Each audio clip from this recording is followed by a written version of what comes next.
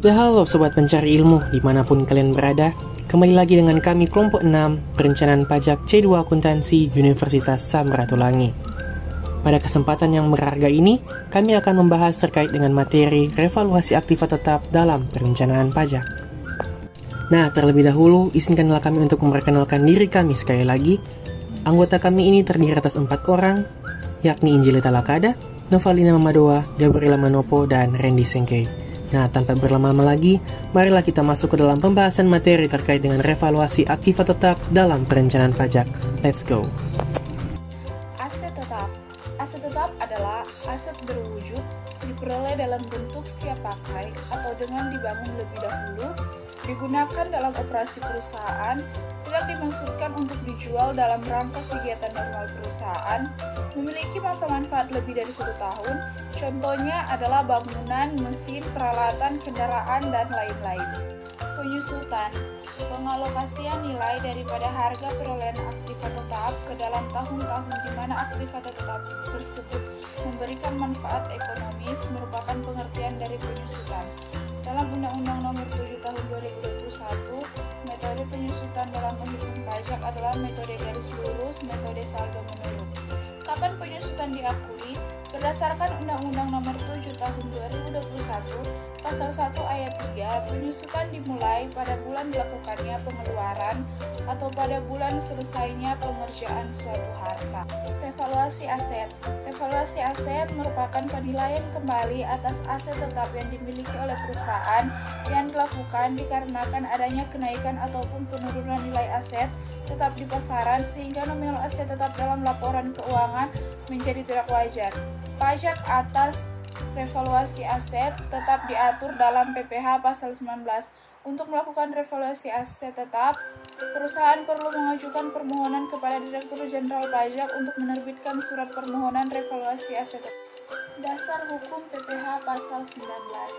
Menteri Keuangan memiliki wewenang dalam menetapkan peraturan ataupun kebijakan mengenai penilaian kembali atas aktiva dan faktor penyesuaian jika ketidakselarasan pada unsur-unsur biaya dengan penghasilan yang diperoleh dari perkembangan nilai atau harga. Pada selisih penilaian kembali atas aktiva sebagaimana dimaksud pada ayat 1 di mana diterapkan tarif pajak sendiri sesuai dengan peraturan Menteri Keuangan selama tidak melebihi batasan tarif pajak tertinggi yang telah diatur dan ditetapkan dalam pasal 17 ayat 1. Masuk dalam subjek PPh pasal 19. Perusahaan yang telah memenuhi syarat atas semua kewajiban pajaknya sampai dengan masa pajak terakhir sebelum masa pajak tersebut akan dilakukannya penilaian kembali atau revaluasi. Perusahaan atau wajib pajak badan yang tidak termasuk dalam perusahaan yang memperoleh izin menyelenggarakan pembukuan dalam bahasa Inggris maupun mata uang dolar Amerika Serikat dalam melakukan penilaian kembali aset tetap. Yang menjadi objek pajak PPh pasal 19 yaitu seluruh aktiva atau aset tetap berwujud. Dalam hal ini tanah yang berstatus hak milik atau hak guna bangunan juga termasuk. Seluruh aktiva atau aset tetap berwujud dalam hal ini tidak termasuk pada tanah yang terletak atau berlokasi di Indonesia, dimiliki dan atau dipergunakan sebagai pendapatan, penagihan ataupun pemeliharaan penghasilan yang merupakan objek pajak. Jangka waktu untuk PPh pasal 19 yaitu revaluasi atau penilaian kembali aset tetap pada perusahaan tentunya memiliki jangka waktu atau jatuh tempo sebagaimana yang telah diatur dalam peraturan undang-undang PPh maupun PMK. Jangka waktu atau jatuh tempo yang diberikan ialah selama 1 tahun sejak tanggal laporan perusahaan jasa penilai atau ahli penilai. Revaluasi aset tetap tidak dapat dilakukan sebelum lewat jangka waktu 5 tahun terhitung sejak revaluasi terakhir. Nilai revaluasi dan tarif PPh pasal 19.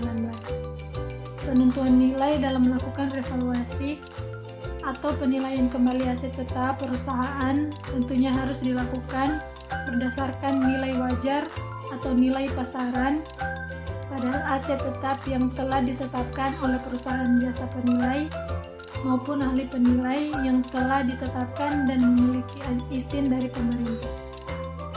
Apabila nilai wajar atau nilai pasar sebagaimana yang dimaksud sebelumnya ternyata ditemukan ketidaksetaraan atau keselarasan dengan keadaan saat ini, Dirjen Pajak melalui otoritasnya akan menetapkan ulang nilai wajar atau nilai pasar dalam aset tetap perusahaan terkait. Sementara itu, bagaimana yang ditetapkan dalam pasal 5 PMK 79 PMK nomor 3 tahun 2008, di mana penetapan tarif pada PPh pasal 19 akan dikenakan pajak penghasilan yang bersifat final sebesar 10% atas selisih lebih atau untung dalam penilaian kembali aset tetap perusahaan di atas nilai sisa buku fiskal semula. Ketentuan pembayaran PPh pasal 19. Pembayaran atau penyetoran yang dilakukan pada PPh pasal 19 atas revaluasi aset tetap tergolong dalam jenis pajak PPh final, di mana menggunakan kode akun pajak 411128 dengan kode jenis setoran 416. Dalam hal ini, surat setor pajak yang digunakan memiliki jangka waktu paling lambat 15 hari setelah yang pertama diterbitkannya tanggal penerbitan keputusan persetujuan revaluasi. Yang kedua, jangka waktu atau tanggal jatuh tempo pada setiap angsuran pembayaran bagi perusahaan yang telah memiliki izin melakukan angsuran. Apabila wajib pajak yang melakukan revaluasi aset tetap sesuai dengan ketentuan dan kebijakan yang berlaku, namun terlambat melakukan pembayaran ataupun penyetoran, maka akan dikenakan sanksi sesuai Undang-Undang KUP yang berlaku baik secara administratif maupun pidana. Ketentuan aset setelah revaluasi. Yang pertama, nilai pada saat dilakukan revaluasi merupakan dasar penyusutan fiskal aset tetap yang telah memperoleh persetujuan penilaian kembali. Yang kedua, penentuan masa manfaat akan disesuaikan kembali menjadi masa manfaat secara penuh untuk kelompok aset tetapnya setelah dilakukannya penilaian kembali aktiva tetap perusahaan. Yang ketiga, perhitungan dalam perlakuan penyusutan akan dimulai terhitung sejak bulan dilakukannya revaluasi aktiva tetap perusahaan.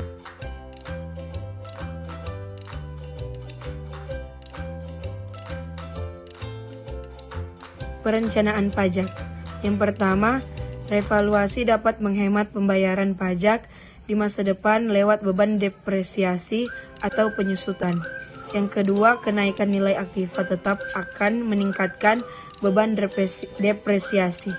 Yang ketiga, naiknya beban depresiasi akan mengurangi laba perusahaan. Yang keempat, laba perusahaan yang berkurang mengakibatkan pajak penghasilan yang harus dibayarkan menjadi berkurang.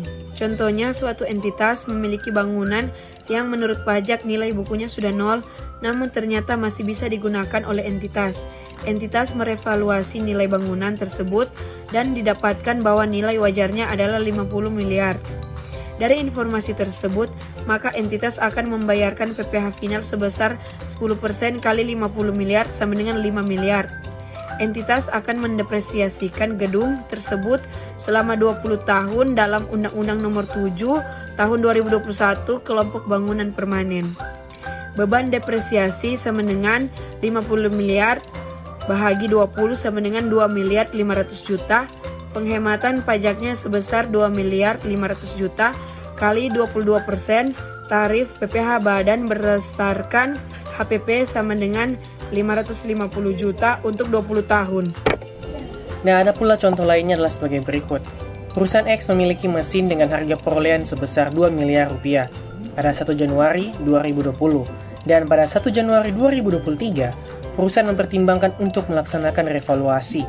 Dan setelah dinilai kembali oleh perusahaan appraisal Y, nilai mesin tersebut ternyata pada 1 Januari 2023 adalah sebesar 1 miliar rupiah dengan sisa masa manfaat 1 tahun. Biaya appraisal adalah sebesar 50 juta dan mesin termasuk dalam golongan 1 atau memiliki masa manfaat 4 tahun. Nah, dari tabel di atas, kita bisa melihat proyeksi dari beban penyusutan per tahun menggunakan metode garis lurus, beserta dengan akumulasi penyusutannya dan nilai bukunya. Pada akhir tahun 2022, nilai buku mesin adalah sebesar 500 juta rupiah, dan berdasarkan just appraisal, nilai wajar mesin pada 1 Januari 2023 adalah sebesar 1 miliar rupiah, maka akan diperoleh selisih lebih nilai mesin sebesar 500 juta rupiah. Selisih lebih ini akan dipotong pajak, di mana pada PPh pasal 19, yakni PPh final yang harus dibayarkan adalah sebesar 500 juta dikalikan dengan 10%, mendapatkan hasil 50 juta. Apabila yang terjadi adalah selisih kurang, maka tidak akan dipungut PPh atas revaluasi aset tersebut. Nah, dan karena pada tahun 2023 merupakan tahun terakhir dari masa manfaat, maka beban depresiasi pada tahun tersebut adalah sebesar 1 miliar rupiah.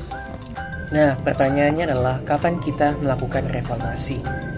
Kita bisa melakukan revaluasi setelah kita menghitung apakah ada sisa lebih dari surplus revaluasi setelah kita potong dengan pajak penghasilan 19 dan biaya just appraisal. Dari soal tadi, kita dapatkan bahwa surplus revaluasi adalah sebesar 500 juta, PPh final 10% sebesar 50 juta, dan biaya just appraisal sebesar 50 juta. Maka dari situ, selisih lebihnya adalah sebesar 400 juta. Selisih lebih ini merupakan suatu keuntungan di mana akan menambah ekuitas dari pemilik perusahaan.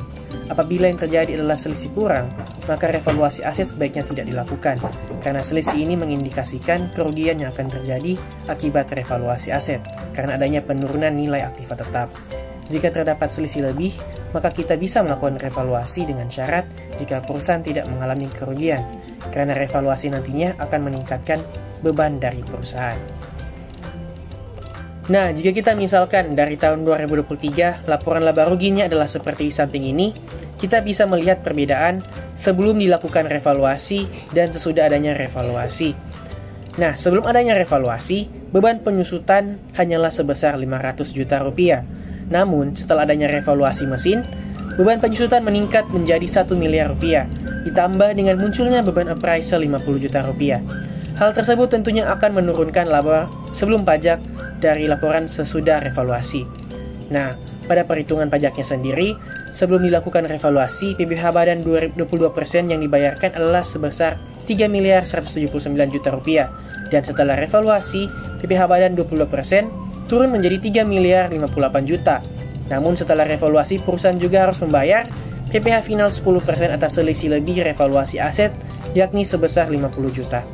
Nah, jika kita bandingkan sebelum dan sesudah revaluasi, ternyata pajak total yang dibayarkan sesudah revaluasi lebih hemat 71 juta dibandingkan dengan sebelum revaluasi. Nah, apabila menurut pihak appraisal, mesin tersebut masih bisa digunakan untuk 4 tahun lagi, maka beban depresiasi tahun 2023 sampai 2026 untuk tiap tahunnya adalah sebesar 250 juta berdasarkan metode garis lurus. Untuk beban depresiasi di tahun 2023, memang benar sebelum dilakukan revaluasi, bebannya lebih besar yakni 500 juta. Namun setelah revaluasi, perusahaan masih akan memiliki beban depresiasi untuk 3 tahun depan sebesar 250 juta, dengan total beban depresiasi 750 juta lagi untuk tahun 2024 sampai tahun 2026. Nah, di sini kita dapat melihat besarnya penghematan pajak yang dilakukan apabila perusahaan tidak melakukan revaluasi. Beban depresiasi tahun 2023 adalah sebesar 500 juta, yang jika kita tarik 22% PPh badan, maka kita akan mendapatkan penghematan pajak sebesar 110 juta. Sementara, jika kita melakukan revaluasi, beban depresiasi tahun 2023 adalah sebesar 250 juta, yang jika kita tarik 22% PPh badan, kita akan menghemat pajak 55 juta.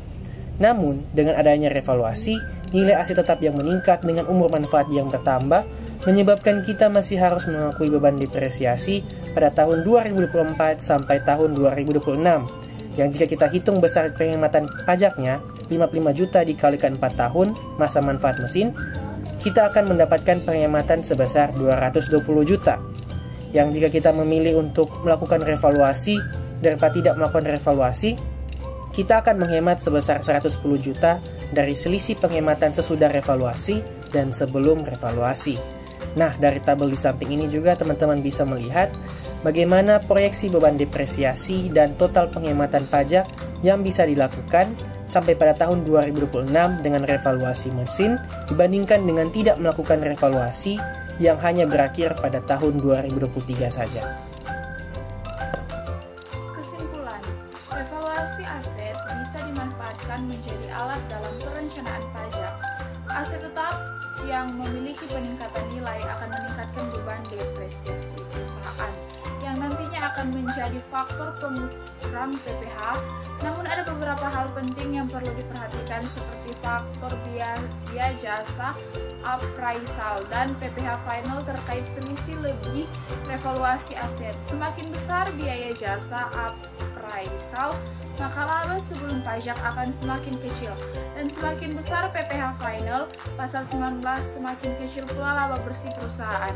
Sebaiknya revaluasi dilakukan jika selisih lebih revaluasi aset lebih besar dari biaya jasa appraisal dan PPh pasal 19. Ya, sekian materi dari kami terkait dengan revaluasi aktiva tetap dalam perencanaan pajak. Kiranya ilmu yang ada bisa bermanfaat untuk sobat-sobat pencari ilmu di luar sana.